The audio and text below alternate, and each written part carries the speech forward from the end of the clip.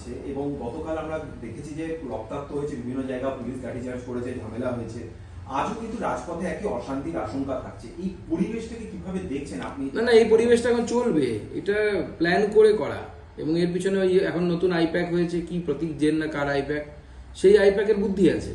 এটা সিপিএমকে ইচ্ছে করে তোল্লা দেওয়া হচ্ছে, সিপিএম যেন উপরে উঠলে একটু সারফেসে আসে, কিছু পার্সেন্ট হিন্দু ভোট কাটতে পারে, আর কোনো কিছু নেই এর মধ্যে।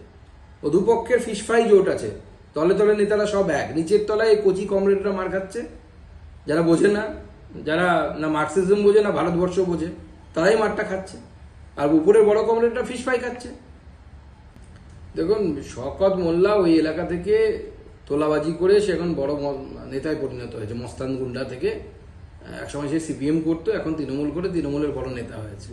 স্বাভাবিকভাবে ওই এলাকার দখলদারি কে নেবে সেই নিয়ে লড়াই চলছে। এখন লড়াই কতদিন চলবে, কত দূর চলবে, গণতন্ত্রে এই ধরনের লড়াই তো কাম্য নয়। কিন্তু বিগত আজ তো নয়, বিগত 30-40 বছর ধরে আমরা দেখে আসছি ভাঙড় সহ বিস্তীর্ণ এলাকা এই ধরনের লড়াইয়ের আখড়া হয়ে উঠেছে। গণতন্ত্রের রক্তপাত কোনোভাবেই কাম্য নয়।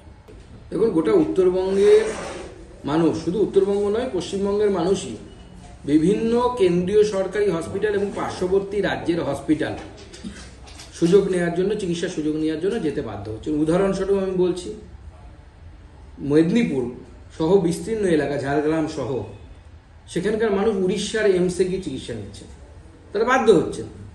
এবং সেখানে আমাদের পার্টির তরফ থেকে আমি ধর্মেন্দ্র প্রধানজিকে ধন্যবাদ জানাবো, উনি একজন ব্যক্তিকে নিয়োগ করেছেন যে পশ্চিমবঙ্গ থেকে যাওয়া পেশেন্টদেরকে সে দেখভাল করবে, মানে সে উপযুক্ত জায়গায় উপযুক্ত চিকিৎসা পাওয়ার ব্যবস্থা করে দেবে।